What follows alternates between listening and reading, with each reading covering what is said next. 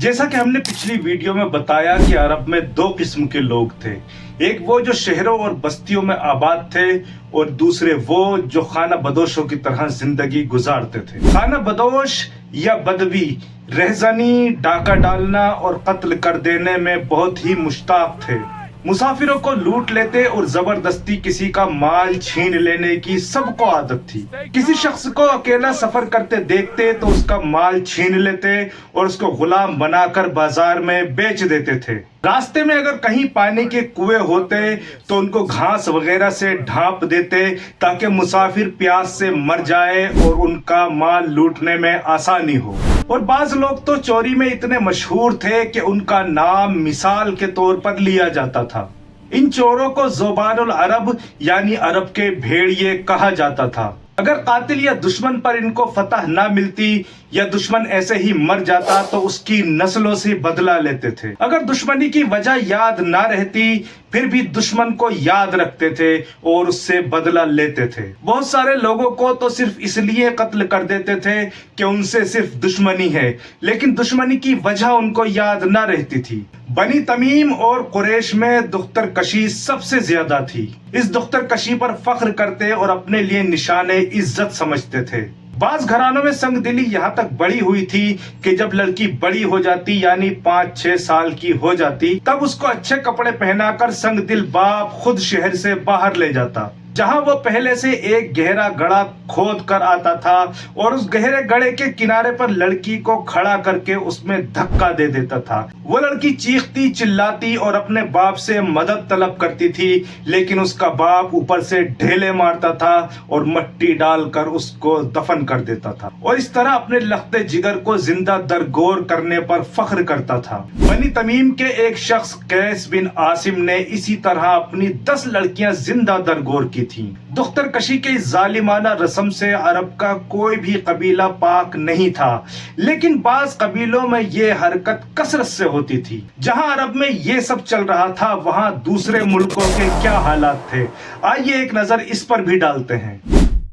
Iran दुनिया के निहायत मशहूर और बाइज्जत मुल्कों में शुमार होता था। ईरानियों ने गालिबन दुनिया में सबसे ज्यादा तरक्की की थी। ईरानियों के उरूज के जमाने में उनकी हुकूमत बहरे रूम, मिस्र, चीन, मंगोलिया और कोहे बल्कान तक थी। तमाम बर्रे आजम एशिया में उनका तमद्दुन गालिब था। उनकी तहजीब हर एशिया के मुल्क के लिए काबिले तकलीद समझी जाती थी, लेकिन उनकी हालत ज़हूर इस्लाम के वक्त इस कदर खराब और जलील हो चुकी थी कि वो शिर्क में मुब्तला होने के सबब से अपनी एक एक खूबी खो चुके थे। खाली के शर और खाली के माबूद पूजे जाते थे, यानी खैर का खुदा अलग और शर का खुदा अलग था। आग की परस्तिश खूब एलानिया और जोर और शोर से होती थी। सितारों और सैयारों की पूजा की जाती थी। चोरी और रहजनी और जिनाखोरी आम हो चुकी थी।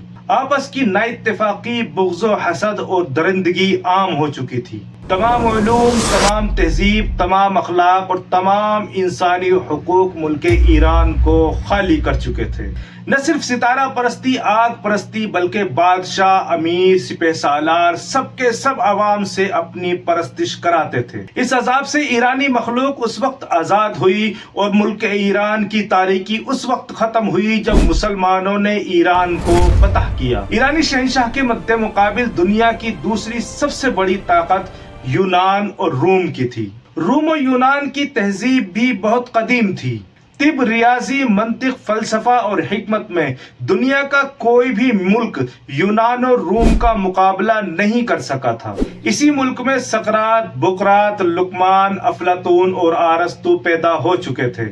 इसी मुल्क में सिकंदर जैसा फातिह बादशाह पैदा हुआ था। बावजूद मादी और इल्मी तरक्की के 6वीं और 7वीं ईस्वी में यूनान और रोम इस कदर पस्ती को पहुंच चुके थे कि ईरान की तारीकी यूनान और रोम से हरगिज ज्यादा नहीं थी। जिस तरह ईरान में हर मकरूज अपने आप को बतौर गुलाम बेच डालता था, उसी तरह यूनान में भी गुलामों की कई किस्में थी। आमतौर पर अक्सर गुलाम गैर मुल्कों में ले जाकर इस तरह बेचे जाते थे जैसे बाजारों में जानवर बेचे जाते हैं। आका अपने गुलामों को उसी तरह कत्ल कर देते थे जिस तरह के वो अपने जानवरों को ज़िबह करने का हक रखते हैं। माँ बाप अपने बच्चों को बेच देते और दूसरों का गुलाम बना देते थे। रोम और यूनान में गुलामों को हरगिज शादी करने का इख्तियार नहीं था। अब हम बात करेंगे मिस्र की कि मिस्र के उन दिनों हालात क्या थे। मिस्र चूंकि जरखेज मुल्क है, जब कदीम मिस्रियों की ताकत कम हुई, जब वो कमजोर हुए, तो दूसरे मुल्कों ने उन पर हमले करने शुरू कर दिए। मिस्र पर यूनानियों, ईरानियों और रोमियों ने कई बार हमले किए और बहुत दिनों तक मिस्र पर उनका कब्जा भी रहा और मिस्र की एक आबादी ईसाईयत भी कबूल कर चुकी थी। इस्लाम के मिस्र में दाखिल होने से पहले मिस्र की हालत बहुत ज्यादा पस्त हो चुकी थी। ईरान, यूनान और रोम के जो हालात थे और जो उनमें ऐब थे, वो सब के सब और ज्यादा बदतरी के साथ मिस्र में आ चुके थे। औरतों को खुदकशी करने की तरगीब दी जाती थी। गर्ज के मिस्र की तारीकी भी दूसरे मुल्कों की तारीकी से हरगिज कम नहीं थी। एक नजर मुल्क हिंदुस्तान पर भी डालते हैं कि जब सारी दुनिया में इतनी बर्बरियत थी तो उस वक्त हिंदुस्तान के हालात क्या थे। अशोक, चंद्रगुप्त जैसे बड़े राजा हिंदुस्तान में गुजर चुके थे। रियाजी, फलसफा वगैरह उलूम पर हिंद के लोगों को बहुत ज्यादा नाज था।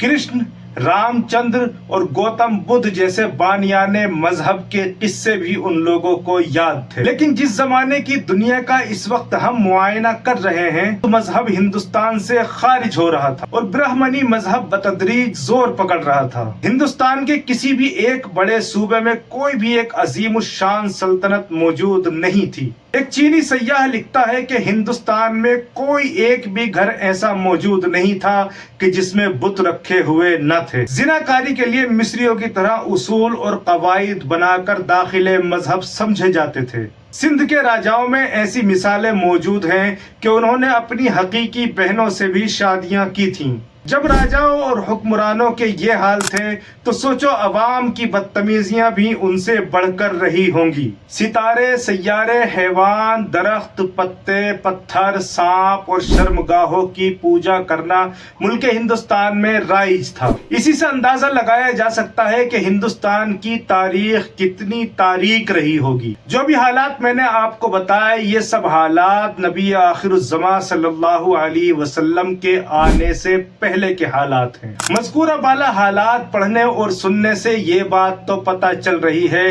कि नबी सल्लल्लाहु ताला अलैहि वसल्लम के आने से पहले दुनिया कितनी तारीक हो चुकी थी और जहालत की अंधेरी रात इसी तरह से छाई हुई थी कि दुनिया के किसी भी हिस्से में या किसी भी मुल्क में टिमटिमाती हुई रोशनी भी कहीं मौजूद नहीं थी। दुनिया पर इससे पहले ऐसा वक्त कभी नहीं आया था कि दुनिया से एक ही वक्त में इल्म, हिकमत और तहजीब और तमद्दुन गायब हो गया हो। अगर आपको ये इन्फॉर्मेशन अच्छी लगी हो तो एक लाइक जरूर करके जाना और इसी तरह से इस्लामी तारीखी वीडियो देखने के लिए हमारे चैनल को सब्सक्राइब जरूर करना।